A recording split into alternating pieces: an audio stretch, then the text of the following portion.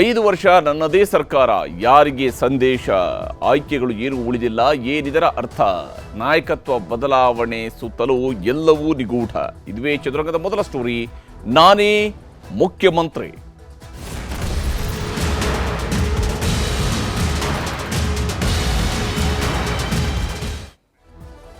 ನಂದಿ ಬೆಟ್ಟದ ತಪ್ಪಲಿನಲ್ಲಿರುವಂತಹ ಭೋಗನಂದೀಶ್ವರ ಸನ್ನಿಧಿಯಲ್ಲಿ ಸಿದ್ದರಾಮಯ್ಯನವರು ಆಡಿರ್ತಕ್ಕಂತಹ ಮಾತು ಬಹಳ ಮಹತ್ವವನ್ನು ಪಡ್ಕೊಂಡಿದೆ. ಯಾಕಂದರೆ ಸಿದ್ದರಾಮಯ್ಯನವರು ಇವತ್ತು ಹೇಳಿರ್ತಕ್ಕಂತಹ ಮಾತು ಮತ್ತು ತನ್ನ ಕುರ್ಚಿಯ ಗ್ಯಾರಂಟಿಯನ್ನು ತಾನೇ ಕೊಟ್ಟಿದ್ದಾರೆ, ತನ್ನ ಅವಧಿಯ ಗ್ಯಾರಂಟಿಯನ್ನು ತಾನೇ ಹೇಳಿಕೊಂಡಿದ್ದಾರೆ. ಇದು ಬಹಳ ಮುಖ್ಯವಾಗಿರುವಂಥದ್ದು. ಇವತ್ತು ಭೋಗನಂದೀಶ್ವರ ಸನ್ನಿಧಾನದಲ್ಲಿ ಸಿದ್ದರಾಮಯ್ಯನವರು ಆಡಿರ್ತಕ್ಕಂತಹ ಮಾತು ರಾಜಕೀಯವಾಗಿ ಬಹಳಷ್ಟು ಅರ್ಥಗಳನ್ನು ಕೊಡುತ್ತೆ, ಬಹಳ ಮಹತ್ವವನ್ನು ಪಡ್ಕೊಂಡಿದೆ. 5 ವರ್ಷ ನಾನೇ ಮುಖ್ಯಮಂತ್ರಿ ಅನ್ನುವಂಥದ್ದನ್ನು ಸಿದ್ದರಾಮಯ್ಯನವರು ಬಹಿರಂಗವಾಗಿ ಘೋಷಣೆ ಮಾಡಿದ್ದಾರೆ. 4-5 ದಿನಗಳಿಂದ ನಡೀತಾ ಇದ್ದಂತಹ ಗೊಂದಲ, ಊಹಾಪೋಹಗಳಿಗೆ ತೆರೆ ಎಳೆಯುವಂತಹ ಪ್ರಯತ್ನಕ್ಕೆ ಮುಖ್ಯಮಂತ್ರಿ ಸಿದ್ದರಾಮಯ್ಯನವರು ಕೈ ಹಾಕಿದ್ದಾರೆ.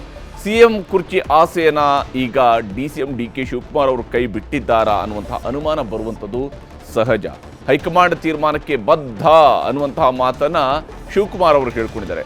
ನನ್ನ ಮುಂದೆ ಬೇರೆ ಯಾವುದೇ ಆಯ್ಕೆಗಳಿಲ್ಲ ಅನ್ನುವಂತಹ ಮಾತನ್ನು ಕೂಡ ಅವರು ಪ್ರಯೋಗಿಸಿರುವಂಥದ್ದು ಇದೆಯಲ್ಲ, ಇದರ ಅರ್ಥ ಏನು ಅನ್ನುವಂಥದ್ದು ಇನ್ನಷ್ಟು ಕುತೂಹಲವನ್ನು ಕೆರಳಿಸಿರುವಂಥದ್ದು, ಕುತೂಹಲವನ್ನು ಉಳಿಸ್ಕೊಂಡಿರ್ತಕ್ಕಂಥದ್ದು.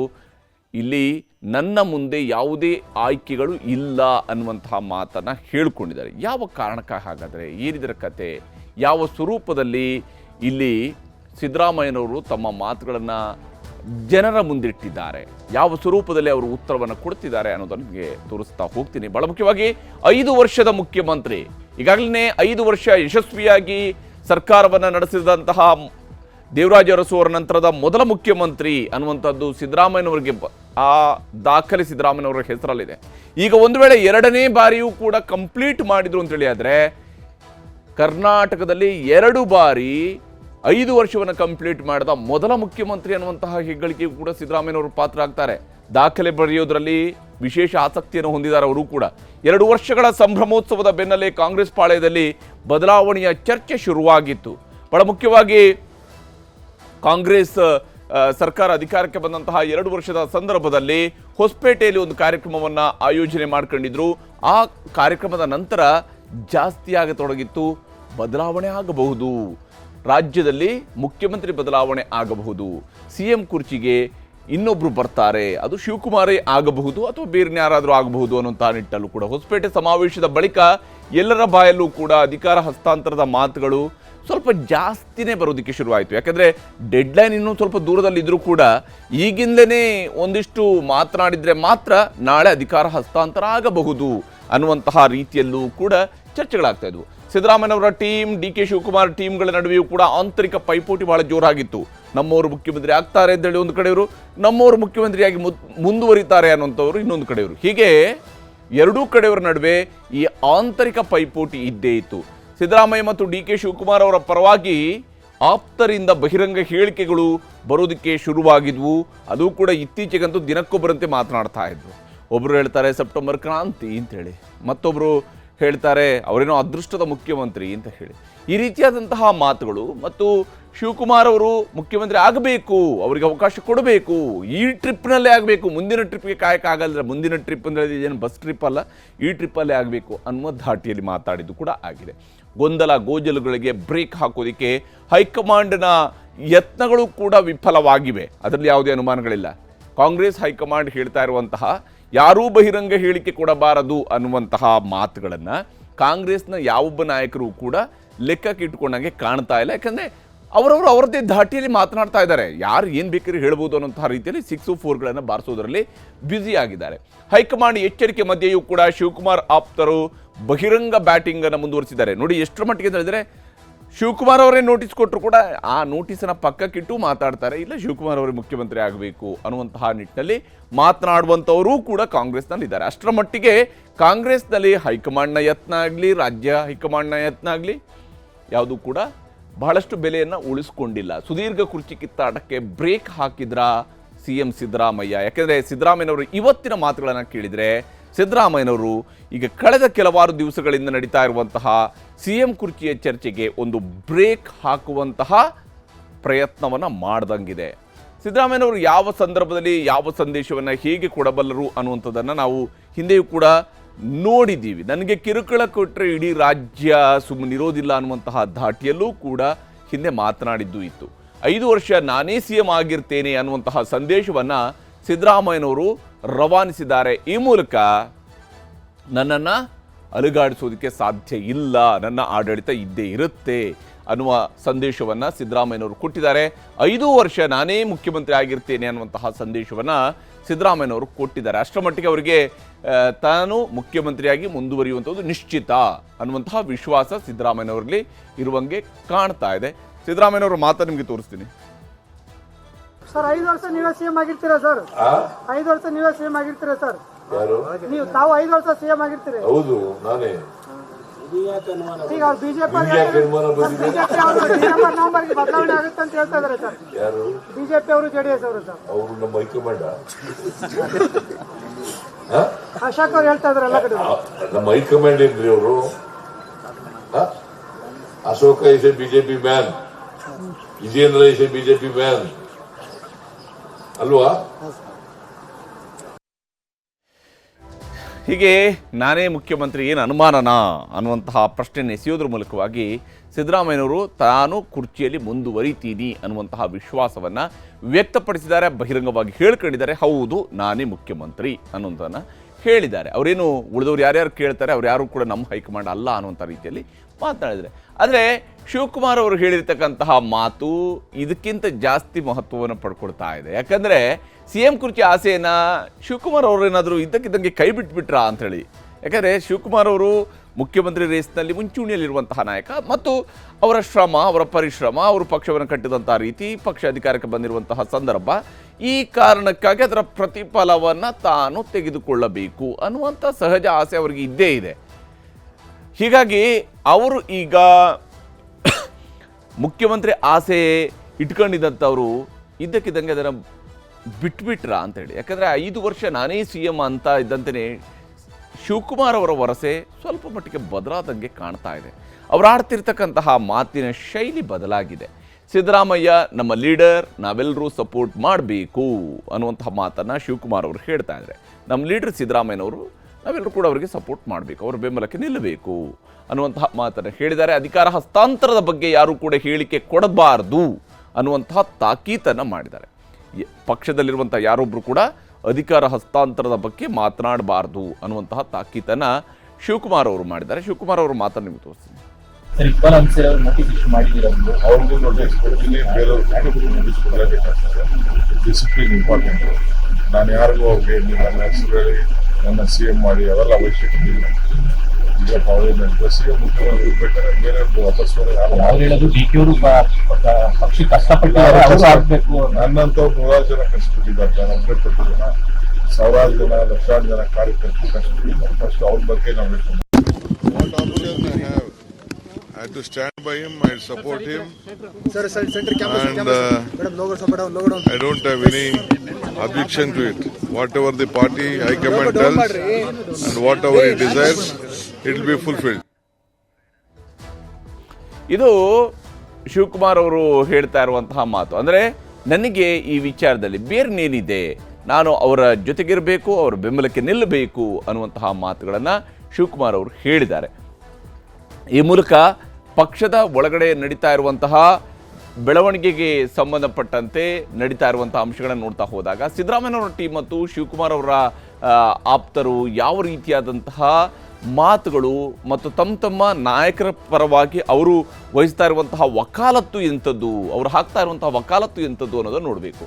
ಸಿದ್ದರಾಮಯ್ಯನವರ ಬೆಂಬಲಿಗರು ಹೇಳ್ಕೊಳ್ಳುವಂಥದ್ದು ಸಿದ್ದರಾಮಯ್ಯ ಬದಲಾವಣೆಯನ್ನು ಮಾಡಬಾರ್ದು, ಅದರ ಬದಲಾವಣೆ ಆಗಬಾರ್ದು. Siddaramaiah one of the most popular leader, ಕಾಂಗ್ರೆಸ್ನಲ್ಲಿ ಅತ್ಯಂತ ಜನಪ್ರಿಯ ನಾಯಕ ಮತ್ತು ಮಾಸ್ ಲೀಡರ್ ಆಗಿರುವಂಥವರು ಸಿದ್ದರಾಮಯ್ಯ. ಹೀಗಾಗಿ ಅವರನ್ನು ಬದಲಾವಣೆ ಮಾಡಬಾರದು ಅಂತ ಹೇಳಿ.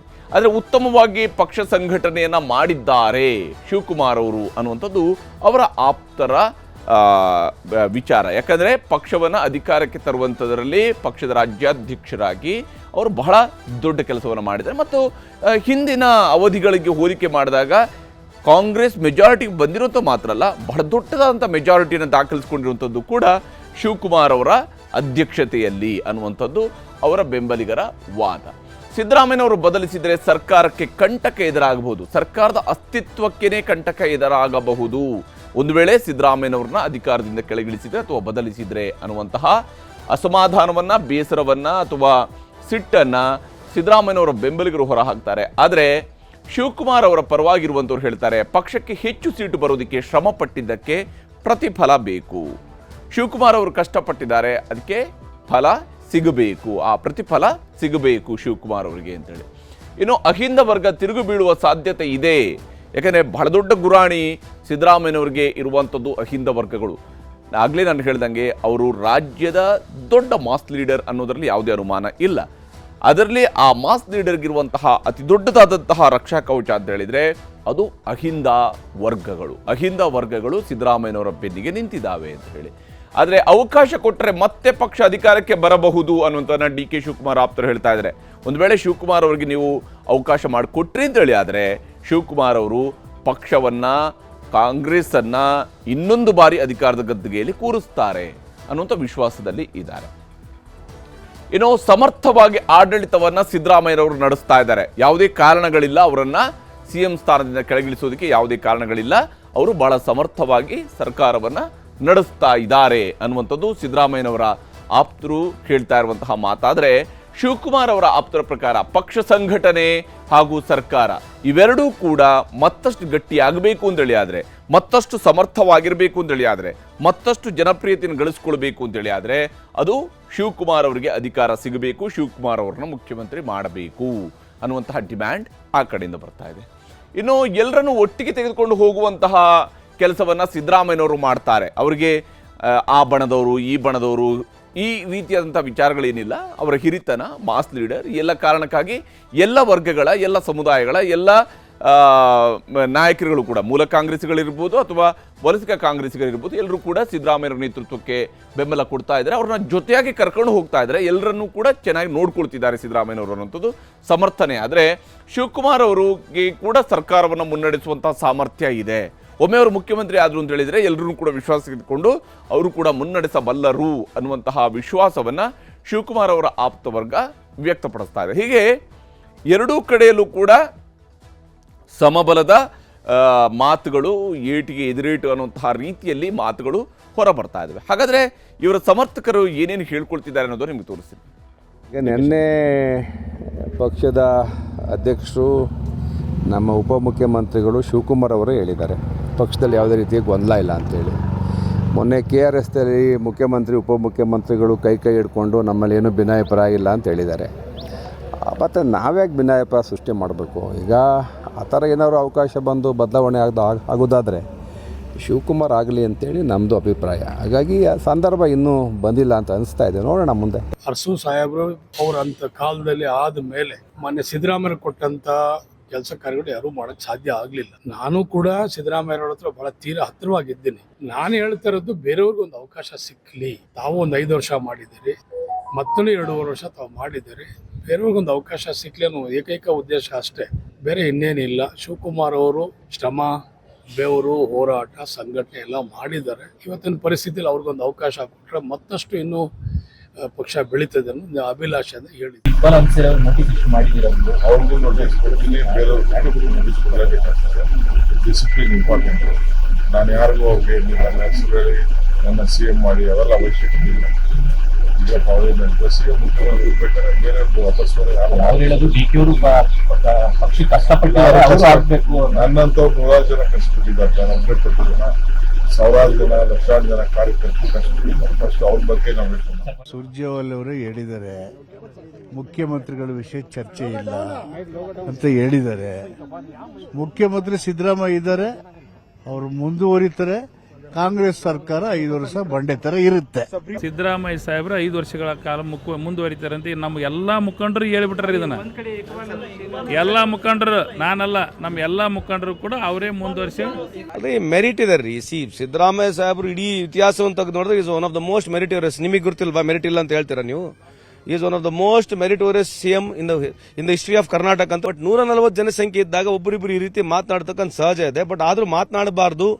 ಯಾಕಂದ್ರೆ ಇದಕ್ಕೆ ಬೇರೆ ರೀತಿಯಾದ ಎಫೆಕ್ಟ್ ಆಗುತ್ತೆ ಅಂತ ಅವರಿಗೂ ಸ್ವಲ್ಪ ಅರ್ಥ ಮಾಡ್ಕೋಬೇಕಂತ ತಮ್ಮ ಮುಖಾಂತರ ಮತ್ತೆ ಇನ್ನೊಂದ್ಸಲಿ ಮನವಿ ಮಾಡ್ಕೊಳ್ತೀವಿ.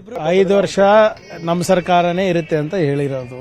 ಆಮೇಲೆ ಬಹಳ ಸ್ಪಷ್ಟವಾಗಿ ಕಾಂಗ್ರೆಸ್ ಅಧ್ಯಕ್ಷರು, PCC ಅಧ್ಯಕ್ಷರು, CM ಅವರು ಸರ್ಕಾರ ಸುಭದ್ರವಾಗಿ ಇರ್ತದೆ, ಬಂಡೆ ತರ ನಿಲ್ಲುತ್ತೆ, ಒಳ್ಳೆ ಆಡಳಿತ ಕೊಡ್ತೀವಿ, ಜನರಿಗೆ ಒಳ್ಳೆ ರೀತಿಯಾದಂತ ಕೆಲಸಗಳನ್ನ, ಯೋಜನೆಗಳನ್ನ ಕೊಡ್ತೀವಿ ಅಂತ ಹೇಳ್ತಾರೆ. ಯಾಕೆ ಗೊಂದಲ? ಎಲ್ಲಿದೆ ಗೊಂದಲ?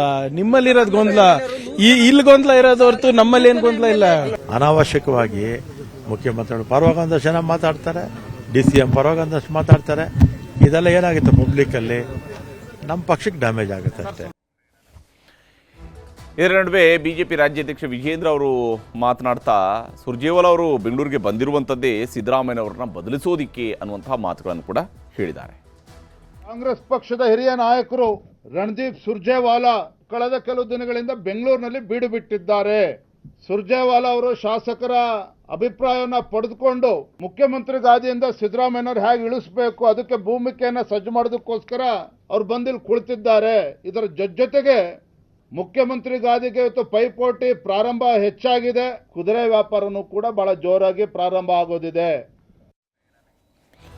ಹೀಗೆ ಇಲ್ಲಿ ಮುಖ್ಯಮಂತ್ರಿ ವಿಚಾರಕ್ಕೆ ಸಂಬಂಧಪಟ್ಟಂತೆ ನಾನೇ CM ಅನ್ನೋದನ್ನು ಸಿದ್ದರಾಮಯ್ಯನವರು ಕೇಳಿಕೊಂಡ್ರು ಕೂಡ ಇಲ್ಲ, ಅವರದ್ದು 5 ವರ್ಷದ ಸರ್ಕಾರ ಅಂತ ಹೇಳ್ತಿದ್ರೆ ಅವರೇ CM ಹೌದು ಅಲ್ಲೋ ಅನ್ನೋದ್ರ ಬಗ್ಗೆ ಮುಂದೆ ಗೊತ್ತಾಗುತ್ತೆ ಅನ್ನುವಂತಹ ಧಾಟಿಯಲ್ಲಿ ಕಾಂಗ್ರೆಸ್ನಲ್ಲಿ ಮಾತನಾಡುವಂಥವ್ರು ಕೂಡ ಇದ್ದಾರೆ.